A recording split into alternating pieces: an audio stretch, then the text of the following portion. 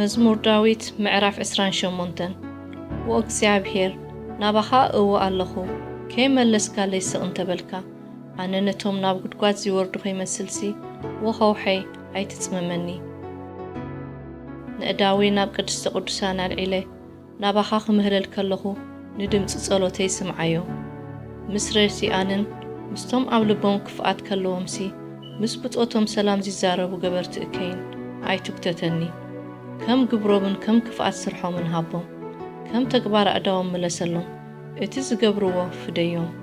ንግብርታት እግዚአብሔርን ብተግባር ኣዳውን ኣየሰንትንዎን እዮም እሞ ከፍርሶም ኣይከሃንጾምን ድማ እዩ እግዚአብሔር ንድምፂ ጸሎተይ ሰሚዕዎ እዩ እሞ ስብሓት ይኹኖ እግዚአብሔርሲ ሓይለይን ዋልታይን እዩ ልበይ ብኡ ተወኪሉ ኣነ እውን ተረድኤ ስለዚ ልበይ ይፍሳህ ኣሎ ብመዝሙረይ ድማ ክውድሶ እየ እግዚአብሔር ሓይሎም እዩ ንቕብኡ እውን ዕርዲ ምድሓን እዩ ንህዝብኻ ኣድሕኖ ንርስትኻ ድማ ባርኮ